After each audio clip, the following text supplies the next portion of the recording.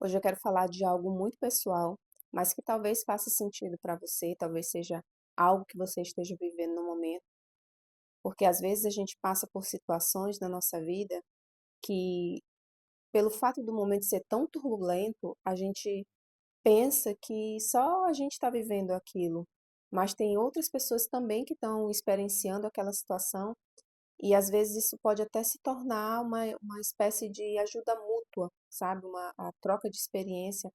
Eu acredito que pode trazer benefícios de certa forma, porque você encontra apoio também naquela pessoa que está passando pela mesma situação que você. Então, o intuito do meu vídeo é trazer conhecimento, e o objetivo desse vídeo não é culpar ninguém, até porque eu não vou expor, mas mostrar como a dor me ensinou e como ela pode te ensinar também. Há uns 2 anos atrás, mais precisamente 3, eu vivi uma situação bem delicada que foi o processo de doença, morte e luto do meu pai. Foi uma situação única. Meu pai era uma pessoa que dizia sim para tudo, ele era uma pessoa que sempre estava à disposição de todo mundo, ele era muito assíduo na igreja que ele frequentava, ele era católico, ele era muito assíduo, ele era muito prestativo, sempre estava ali em todas as situações, até quando ele estava doente, enfermo, ele tinha muitas coisas relacionadas à saúde, ele tinha diabetes, ele tinha, no decorrer do tempo e da doença, ele desenvolveu hipertensão também e outras coisas. Mas mesmo ele, quando ele não estava se sentindo bem, ele dizia sim para tudo e ele ia. E aí chegou uma época em que juntou tudo o que ele tinha de sintoma físico, emocional, mental, enfim, ele teve um AVC. Ele não recuperou mais, assim, aquela lucidez, sabe? Ele teve grandes sequelas, ficou bem complicado, bem delicado o quadro dele e foi aí que tudo começou. A questão do aprendizado que eu tive com a dor de passar por todo esse processo. Ele ficou em torno de 1 ano acamado. Ele não voltou a andar, ele teve que colocar uma sonda para poder ingerir alimentação. Depois de um tempo, a gente conseguiu fazer com que retirassem, ele voltou ao movimento de deglutir, né, de mastigar, perdeu a fala por um bom tempo. Depois que ele conseguiu retornar um pouco, a fala era muito ruim, ele se sentia muito cansado. Eu tive que entrar na justiça, fazer toda uma situação apapelada, porque eu me tornei a principal responsável por ele. E foi aí que tudo começou. A doença e a morte do meu pai, me ensinaram coisas que uma convivência inteira de uma vida não foram capazes de me ensinar. E aí, como eu falei para vocês, ele era uma pessoa muito solicitada, dizia sim para tudo, sempre se colocava em último plano. As crenças dele eram muito diferentes de coisas que eu acredito hoje.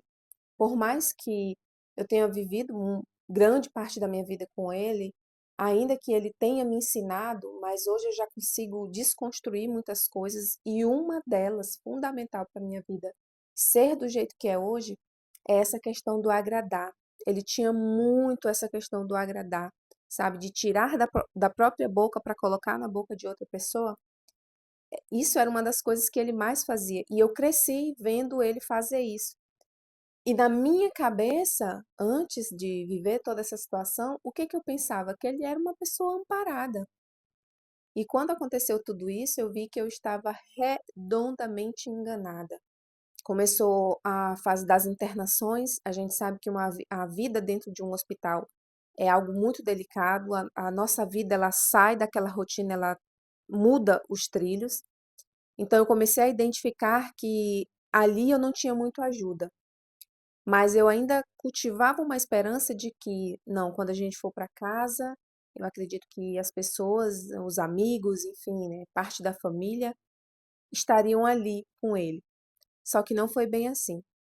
Então, quando a gente estava no hospital, a gente procurava se dividir ao máximo que a gente podia. Ele tinha uma esposa na época, que não era minha mãe, no caso, e nem a, a outra mulher que ele teve.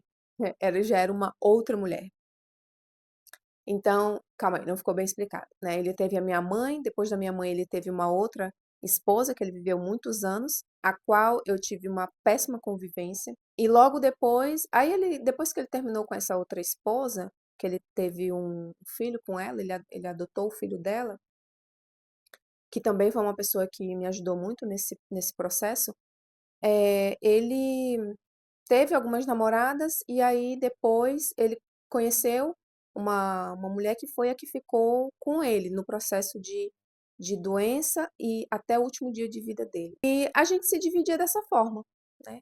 Bem cansativo, tinha que dormir, tinha que ajudar a dar o banho. E eu nunca imaginei na minha vida que eu iria passar por aquilo. Em alguns momentos ele tinha assim um pouco de lucidez e eu via o quanto ele se sentia constrangido, ele não gostava, porque estava dando banho, trocando fralda, então estava vendo as partes íntimas, né? E a gente vive a nossa vida tão no automático, tão assim, só vivendo uma coisa atrás da outra, que a gente nem imagina que se a ordem natural é nós enterrar os nossos pais, que pode chegar da gente viver isso. Só que eu fazia o que tinha que ser feito. No hospital, ele não recebia visitas, ele ficou bastante tempo na área vermelha, depois ele foi para o bloco. O bloco é onde as pessoas ficam um determinado tempo para ficar em observação e depois vão para casa. Então, no bloco poderia receber visitas, mas ele não recebia visitas. Depois a gente foi para casa. E eu disse: não, agora vai acontecer. O telefone dele, que era tão solicitado, o telefone dele nem tocava. Eu lembro que tinham pessoas da família dele, da família dele, que só ligavam, só procuravam ele, só mandavam mensagem para pedir dinheiro. E ele sempre ajudava. Às vezes não com não com o valor que a pessoa estava pedindo, mas ele ajudava. E teve pessoas que ele morreu e essa pessoa ficou devendo 30 mil reais para ele. Eu fui cobrar porque a gente estava precisando de financeiro demais, porque a gente teve que adaptar toda uma situação para ele em casa, sabe? O quarto, uma central. A gente teve que comprar uma cama hospitalar, que na época quem me ajudou a comprar foi minha mãe, que no caso era ex-mulher dele. E, e essa pessoa disse que eu não tinha o direito, eu não tinha o direito, que se eu quisesse esse dinheiro que era para me procurar a justiça. E quando ele morreu, tu acha que ela mandou uma mensagem, essa pessoa? Não mandou, não mandou. Ela mora em outro estado, no caso. Para ela foi um alívio. Ela pode dizer 1 milhão de coisas, eu nunca vou acreditar. Para ela foi um alívio. Não ter que pagar uma dívida, ela já nem queria pagar. Eu lembro que tinha um amigo que ele sempre falava desse amigo, que ele era muito amigo. É meu amigo, minha filha. Ah, eu tô aqui na casa do meu amigo. Esse amigo nunca me pisou os pés na casa dele, quando ele estava doente, o tempo que ele estava acamado. Esse amigo nem colocou os pés no velório, muito menos no enterro. Ah, mas eu não gosto. Ai, não, para. Para mim, não. Eu não gosto de velório, não gosto de enterro. Quando uma pessoa é tão especial, quando uma pessoa fez tanta diferença na tua vida, simplesmente porque tu não gosta de velório, porque tu não gosta de enterro, tu não vai? Responde pra mim. Quem é que gosta de velório? Quem é que gosta de enterro? Ninguém gosta.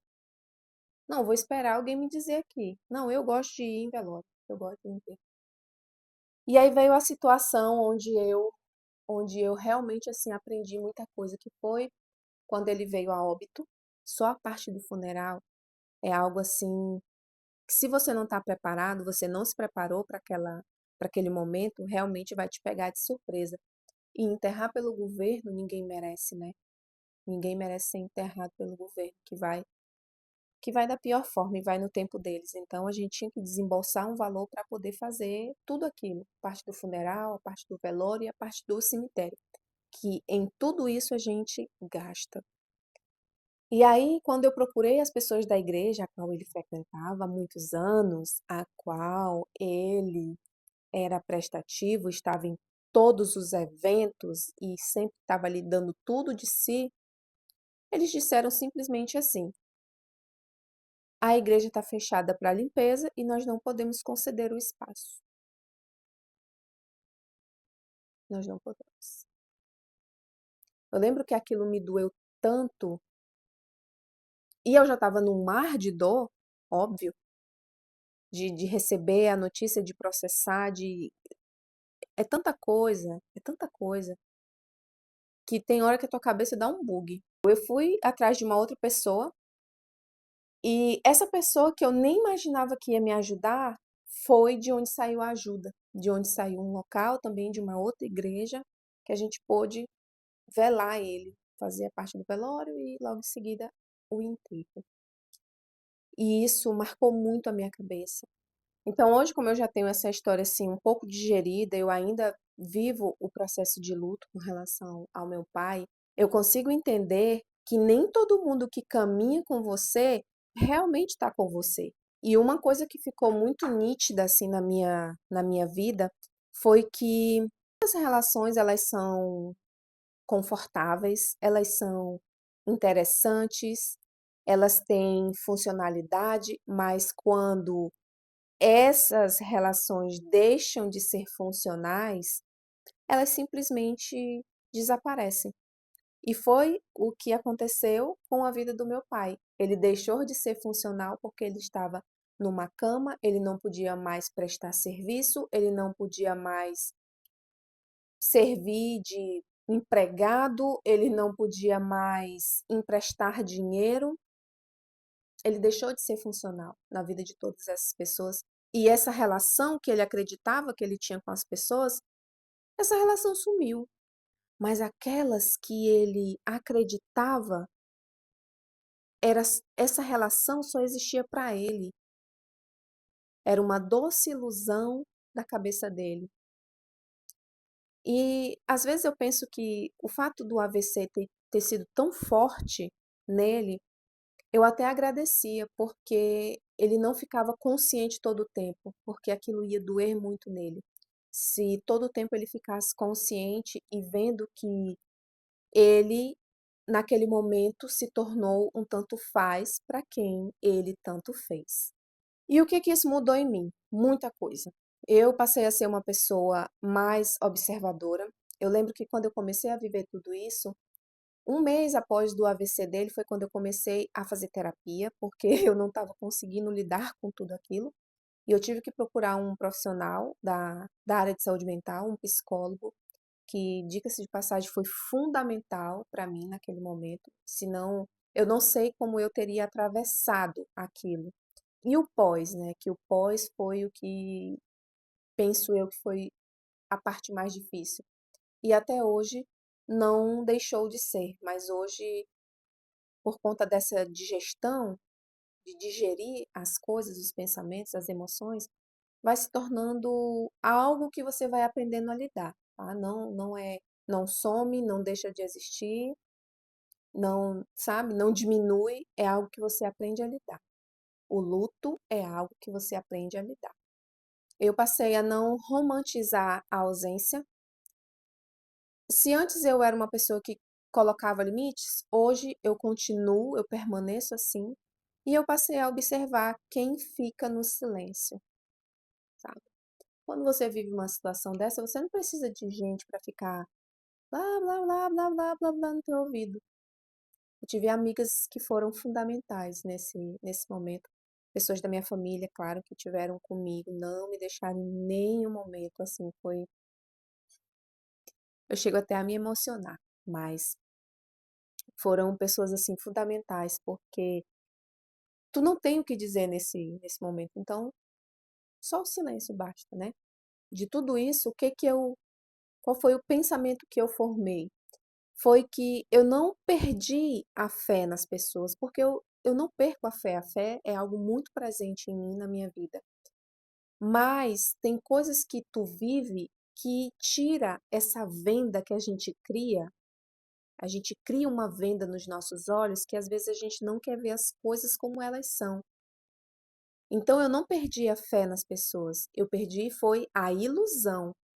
Quando você tira essa venda, automaticamente essa ilusão, ela cai, ela deixa de existir. E uma das melhores coisas que você pode fazer por você e pela sua vida é enxergar as coisas como elas são. Eu deixei de acreditar no que as pessoas falavam. Por quê? O que que elas diziam? Ah, o seu pai é uma pessoa maravilhosa, o seu pai é um exemplo de pessoa, o seu pai é isso e aquilo. Eu sinto isso por ele, eu faria isso por ele. E quando chegou na hora da ação, da prática, tudo aquilo que foi falado, que foi verbalizado, sumiu, sumiu com o vento. O vento levou todas essas palavras. E uma das coisas que eu te pergunto aqui é: quem fica com você nos momentos difíceis? E você também está presente num momento difícil, quando alguém precisa? Se esse vídeo fez sentido para ti, talvez seja um convite para você olhar com mais verdade para as suas relações. Então, se tu gostou desse vídeo, comenta aqui para mim. Quantas situações tu já viveu na tua vida e que tu precisou tirar essa venda? Curte também, porque assim o YouTube entende que tu gosta desse tipo de assunto e ele vai te entregar mais. Compartilha com um amigo que tu acha que tem que ouvir isso também.